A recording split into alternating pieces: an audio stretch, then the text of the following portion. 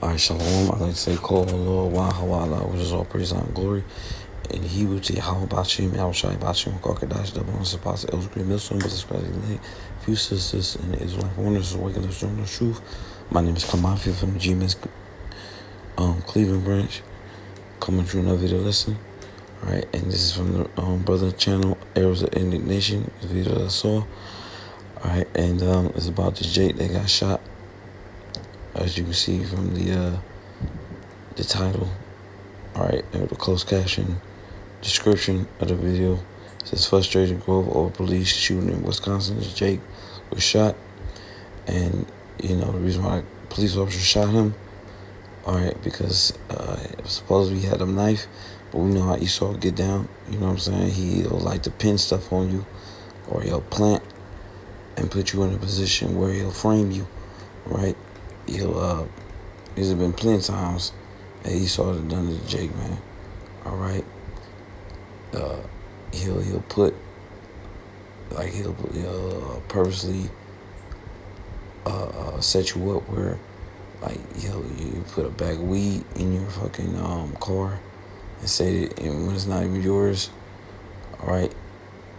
And he'll do things like that, man.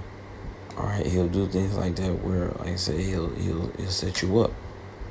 You know, put something on you that's not yours, and when he done it himself, in order to make you guilty. All right. But point being, when I play this video, you can see Jake ain't having that no more, and all these murderers, Esau is constantly perpetuating these murders are in the news with Jake in order to in order to get Jake mad, basically. And that's in scriptures, the Lord using these pigs, these Edomites, to get Jake wound up. I'm not sure I'm gonna read it. I'm gonna read the scriptures right after I play the video, but yeah. Alright, this is part of the prophecy where the race riots will happen. And you know what I'm saying, the Lord is going to it's gonna be Jacob versus Esau out here. And Jake gonna be against all these seasons, period. Alright, he said the Lord gonna let 2/3 get down before the society completely implodes on himself. But I'm gonna play the video and I'm gonna hit the scriptures. Let's see, man.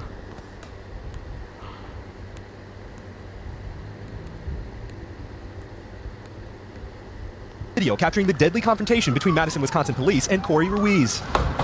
Captured on camera in Madison, Wisconsin. A police officer fatally shooting the 38-year-old who investigators say was armed with a knife. This is an open and active homicide investigation right now. The scene sparking outrage, even at a press conference with city leaders late today. Multiple videos capturing the incident from different angles. The scuffle appearing to begin here, when police say Ruiz falls or is taken off his bike by an officer. Authorities were responding to a report of an individual checking car doors Wednesday afternoon, they say, when the man initially fled. Watch as police appear to struggle with him. They say Ruiz pulled out a knife and injured one officer. Authorities say a taser was deployed, but it was not successful. Then 3 shots are heard. The officer who sustained injuries from the knife was the same officer that fired the shots. Public records show Ruiz had at least 40 criminal convictions, including several for resisting or obstructing law enforcement. You should not lose your life as a result of an encounter with law enforcement. The shooting leading to a night of demonstrations. Protesters here interrupting an outdoor concert at the state capitol. Jasmine Brown says she knew Ruiz personally. You've known him for 20 years. What was lost in that shooting? I mean, a father, a son, a friend, a loved one, and he's gone. The thinness of trust in the city right now did not start. No, we can shut this down. You can stop talking because we don't want to hear anything you've been saying. You're going to say the same thing you all say every time a black body gets shot down in this city. We don't want any of that talk. You've given us this speech with you'll deliver justice. Oh, we've seen the cameras. We've seen it was a knife in this young man's hand. We don't want to hear that today. We didn't want to hear it when they put their neck on George Floyd's neck. We don't put their foot on George Floyd's neck, and we don't want to hear it today. What do you have to say about that? No. Oh, you don't get to talk, I said. Right. Go ahead. I'll step aside. That's right. Oh, give me this microphone then. Excuse me. That's right. My name is Carlos. I represent AFTAP. All power to all people. Zero power to Zionists. Zero power to capitalists. Zero power to colonialism. What you are doing right now in this city is continuing the disgusting nature of colonialism, the disgusting nature of imperialism. Look up the definition of imperialism. It's all within the policies, which means when these police officers come down on the street and they decide that they want to take the life of another brown body, there is no oversight for that. That's imperialism, ladies and gentlemen. This man signed up to be an enforcer of imperialism. Is there anybody else want to say anything? It doesn't matter what, okay, the people want to talk. Come up here, the people want to talk. The people want to talk. Come up here. This is our press conference. And I put my lips all over this microphone. I would like to hear what the police chief has to finish saying. And I want you to also be a part of that conversation because this is an opportunity for us to have a conversation. So what you're doing is you coddling up to imperialism, brother. There will be no coddling to imperialism. If you don't have a question about what kind of charges are going to be brought, but no, so you are coddling to imperialism. I don't stand for that. I fundamentally reject it, brother. You can get on. If you got some questions about what's going to happen to these pigs that killed that young man because he appeared to be homeless, then let us know. Will there be charges? So? That sounds like a song. There will be no investigation.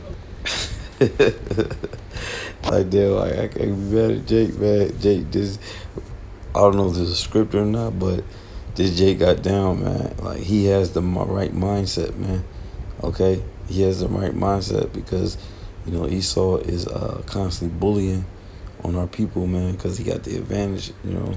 He's in power, all right? And, you know, Esau has this mentality where he can just do whatever to our people and, like, you know, get away with it. And, you know what I'm saying? He just expect us to bow down and take it, you know, when you know, when Jake finally speaks out against it, you know what I'm saying, and Jake not having it, all right, these Edomites got the nerve to get mad at Jake, man. You know, they got the nerve, the audacity to get mad at Jake because their minds, the Esau mind, or his attitude is like, how dare you get angry because I'm oppressing you. You know, well, it's good to talk about that. In Isaiah, like 100, it's all about they require of us mirth. Let me see if I can get it. Let me see. I'm gonna pull it up.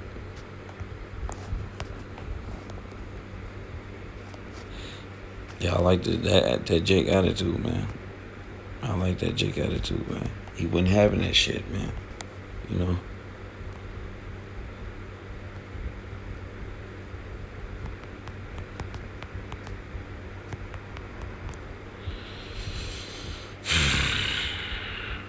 Okay, it's 137.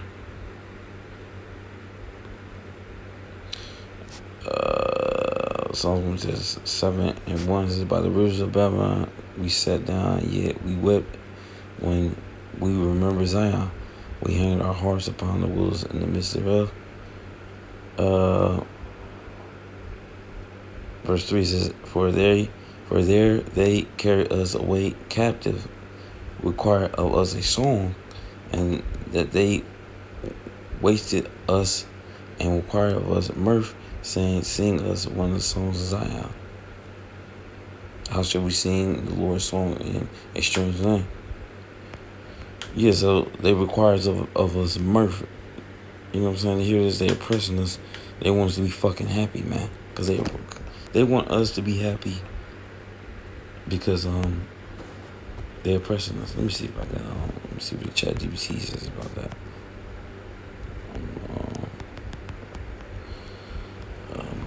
Shit, I gotta get ready to go to sleep again.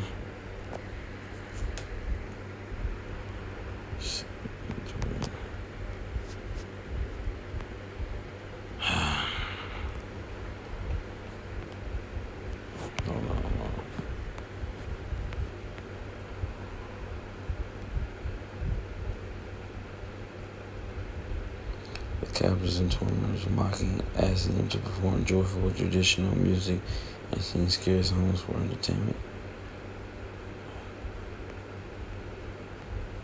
Let me see. I'm gonna go.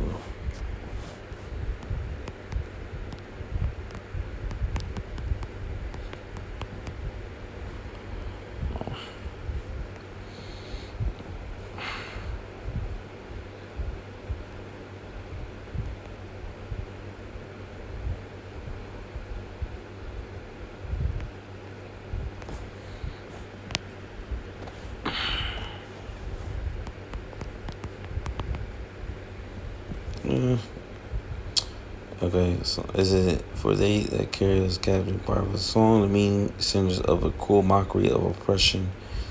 The exiled Israelites of Babylon, the captives demand that heartbroken prisoners perform joyful, scarce songs on Jerusalem for entertainment, turning scarce worship into humiliating speculative. The verse affects the painful period when the people of Judah were forced from their homeland and bondage and destruction of Jerusalem. Wastes pursue the physical and crucial destruction of homes and cities and temples by Chaldeans. Songs designed their holy, joyful homes, praising and Jerusalem, the captives, and filled on language and prayer, and a deep grief of woman. Well, yeah, y'all see it, man. Is it the captives warn forced happiness? The captors wanted forced. There you go, right there. It says cruel demands. The captors wanted forced happiness, mirth from a people who had lost everything, showing a total lack of empathy for their suffering. Profaning, scared, using that's what I want right there. They just gave me to it right there. The cruel demands is the captors, meaning people that are doing the oppression, wanted forced happiness from a people who had lost everything, showing a total lack of empathy. So yeah, just how these devils, that's how these modern day Babylonians, I mean these Edomites, right? They want Jake to you know what I'm saying, just take all this oppression. They want us to take being under them and being happy about it, man. You know what I'm saying? They want us to be under their foot and be happy about it. Get the fuck out of here, man. Like I said, man, that Jake in that video that I showed you, alright, I like that brother's attitude, man. Alright? I like that brother's attitude. He was in the right mind frame. Okay? That's how you're supposed to act when somebody's on your ass. The fuck? You know what I'm saying? Like, bro, you Edomites, you got the gall, man. You have got some fucking nerve. But let me get these scriptures, okay? So the first one I got is Genesis 49:8. It says, what the fuck? Cause I got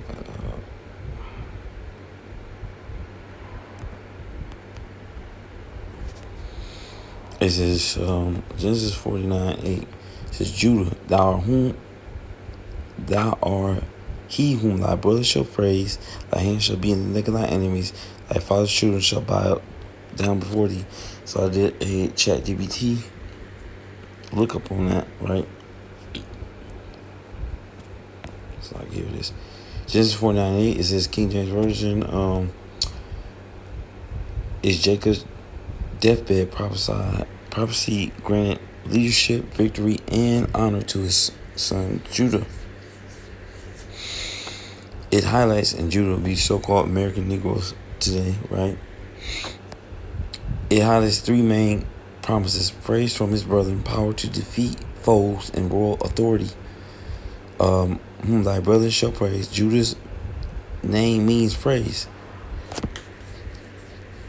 Right, Yahweh praise, right? His tribe would receive the highest honor and respect from the other tribes, from the Israelite tribes. And don't we see that today? All right. The American Negroes, right, has set the bar. You know, when it comes to we look at how Jake got rights in his country, and how, because Jake was fighting in was the NCAA, you know, civil rights movement and all that, and Malcolm X, Dr. King, a lot of these rights, you know, as far as people coming here in this other country that are people of color, all right, they were in the Latin tribes, and you know what I'm saying, the rest of the tribes, not just the American tribes, a lot of rights were installed or given to the rest of the tribes because the work that Judah put in to fight for, right? All the rebellions and revolutions. When it comes to speaking out against Esau, Edom, the enemies of other nations, it always, starts with Judah. Judah's the head tribe. And there's a reason for that because, was it Isaiah 48 chapter where it says, from the tents of Judah, all right, from the waters of Judah, let me see.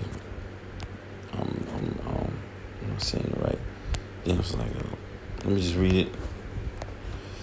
Let's see, Isaiah 48.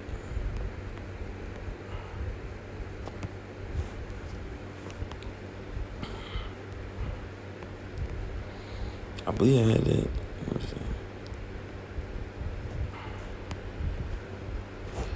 Let me look it up in the blue letter.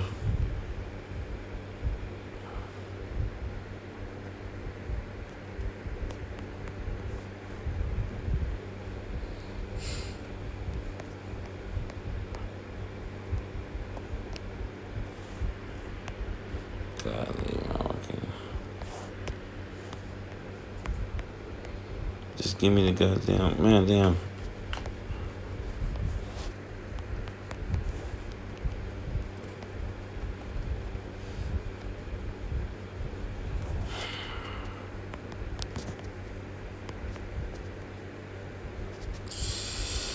As it is, hear ye, O house of Jacob, which are called by my name of Israel, and are come forth out of the waters of Judah, which swear by my name of Yahweh.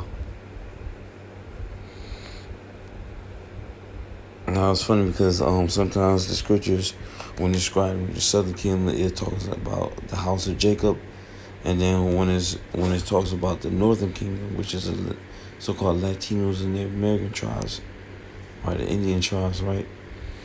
It's talking about the house of Jacob. When it says the house of Jacob, sometimes it's talking about just the three tribes, the southern kingdom, Judah, Benjamin, Levi, Negroes, Jamaicans, and Haitians. Then when it says the house of Israel, sometimes it's talking about the northern kingdom, which consists of Native Americans and Latinos, right?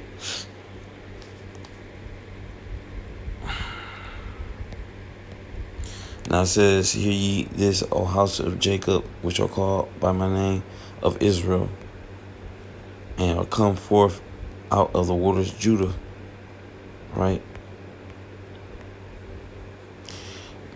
It says Strong's definition. It says water, faculty, juice by euphemism, urine, semen, piss, wasting water. That's what I wanted to get. Is it semen? Right? Semen. So out of the semen of Judah come we all, basically.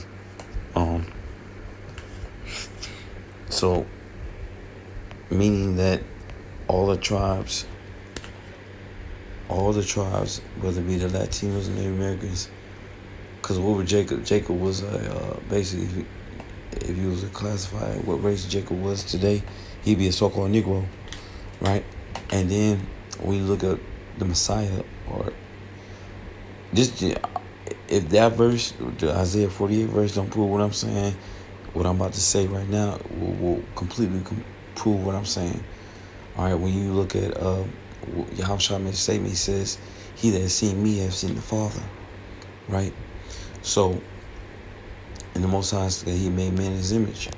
The angels, right, are a physical representation of Heavenly Father's appearance too, right? And the first angel was Yahushua, basically. Okay. So if Yahushua he came from the tribe of Judah, which is Negroes, right? American Negroes. Is that he has seen me and seen the Father. So if Yahushua is a so-called American Negro, what would that make the Heavenly Father? A so-called Negro. All right. That would make him a so-called American Negro, to be exact. So, And what was Jacob? Jacob would be a so-called Negro. So the Latin tribes, the Native American tribes, basically we all Negroes, to be exact. We're just, the tribes are a different variation of Negroes, if this makes sense. Alright, the Lord put a spin or a different swag on each tribe, okay? It's like basically having a Chevy. You know how you got Chevy, then you got the Chevy Impala, you got the Chevy Malibu, alright? That's how the Lord did with the tribes. He created different variations or different series, alright, of the tribe of Judah, basically. Because like I said, at the end of the day, if you want to look at it from a technical point of view, all the tribes are of Judah. All the tribes are Judites, basically. It's just the Lord put a different spin or a different a different swag on them. Okay. Let me see. It's like I'm kind of going too long. I'm about to. Okay, where I was at, I'm gonna finish this up because it says Judah, his tribe will receive the highest honor and respect from other Israelite tribes. The hand shall be in the neck of thy enemies. This is a picture of winning a battle. It means Judah would chase and conquer those who fight against them. Thy father's children shall bow down before thee. This points to leadership and royal status. The other tribe members would look up to Judah as the leading tribe, setting the stage for King David in the royal line. Right, that's how it goes, man. All right. When there was so-called American Negroes, basically it would be the trendsetters amongst the nation of Israel. All right, the Negroes, the American Negroes, right? Just to make it simple, sweet, short and sweet. Let me get to the next verse. Where's it at? Where's that Bible? I'm gonna go to the next verse. It says, Judah is a lion's whelp from the prey, my son, thou art going up. He stooped and crouched as a lion, and as a lion shall rouse him up. As you see that Jake, and that video I just showed you, he roused up, man. You know, he ain't taking no more BS from Esau. You know what I'm saying? The constant merciless killings of our people. Okay, Jake is ready to do something now. All right, because he sees that there is injustice going on. All right, and Jake ready to do something about it on a physical level. But I'm gonna get how should we. Well, I'm gonna show you how we gotta operate when Esau does these things, because you know, yeah, Jake want to do something about it, but there's a time and place for everything. Oh, let me get this breakdown, because I gotta type this in. That Judah is a lion's whelp is a famous quote from Genesis 4:9 in the Bible. Jacob says these words to bless his son Judah before he dies. It means Judah and his family line will be strong, brave, and lead the other tribes. Young lion is a whelp is a young lion, active lion. It shows a growing in power and family that is ready to fight, to win, ready to win fights. Right, safe and strong. The lion gets food, prey, and rests safely. No one dares to bother or wake up a resting lion. And that's what Esau is doing. He's waking up a resting lion, because Jake been comfortable in America, but the Most High, all right, he's using Esau to wake Jake up, all right, to get back in that young lion spirit. You know what I'm saying? When a young lion's ready to take down his prey and is vicious and ferocious. All right, you see a young lion, man.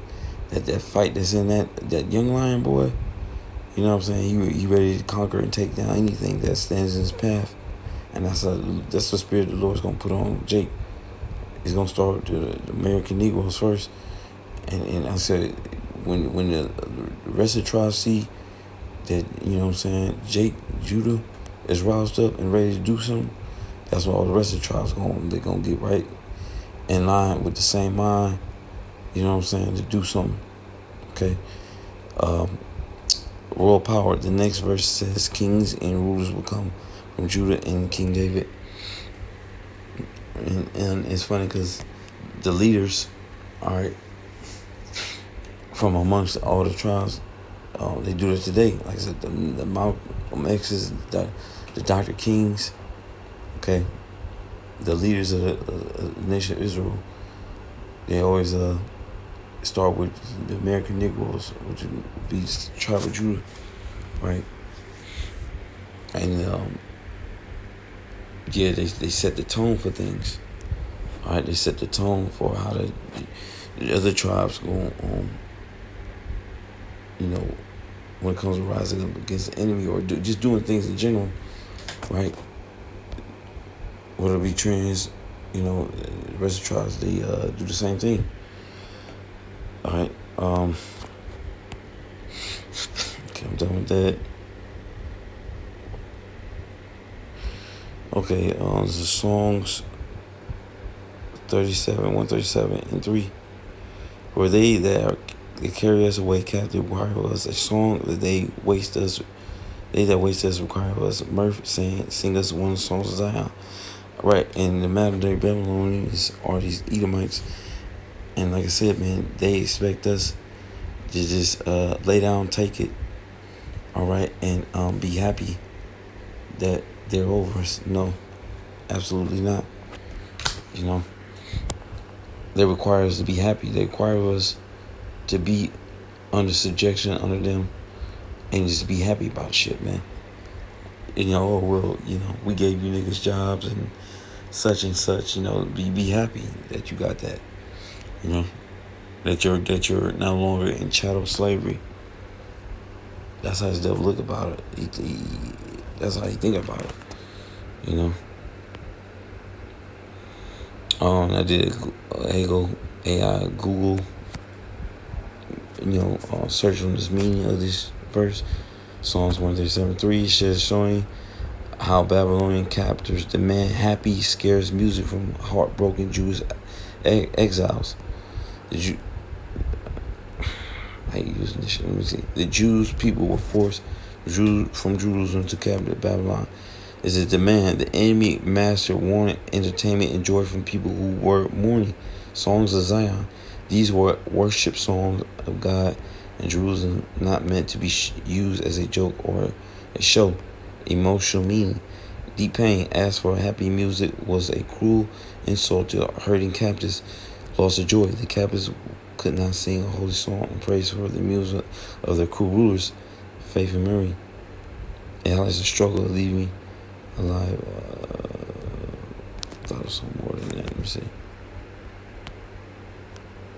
That might have been it, though. Let me see. I think that was mainly it. Yeah, that was mainly it. That was what's going on. But yeah, these devils, they want us to be happy because they kicking our asses, and that is not so. Fuck you. Okay. This last verse. The second is 15:15. It says, "For the sword and their destruction draweth nigh. One people shall stand up and fight against another with swords in hand." So they got your race rise right there. Okay. So I'm gonna read the 14th verse. Woe to the world and them that dwell therein. And it says, "For the sword and destruction draweth nigh. And one people shall stand up and fight against another with swords in their hands." So that's, like I said, race riots, class riots, and you can see it building up. All right, and real soon, all right, this thing is going to happen where Jake gonna lash out on Esau. All right, and either heathen, like that shit situation that happened with that Asian man, that Chinese man shooting that young boy at a store. I forgot his name. All right, but yeah, things are gonna go left. All right, when it's all said and done, and the Lord is He is the puppet master behind it. All right. So yeah, man. Esau, you're playing with fire. All right, and Esau think he's going to be able to control the situation. No, it's going to get out of his hands. All right, and the Most High is going to show him that he's not Most High's gonna show Esau that he's not in control of none of his shit, man. All right, and that the Most High is he's the one that's manipulating the matter, and yeah, Esau is going to be in shock that he has no he has no handle over the matter. All right, but yeah, so you can see, man. All right, racial tensions are constantly growing, and the prophecies are speaking loud and clear. All right, but I hope I was edifying. I'm gonna give all praise and glory to Yahweh Shem Shah. To my spouse, Elder Grimison, bless God, life,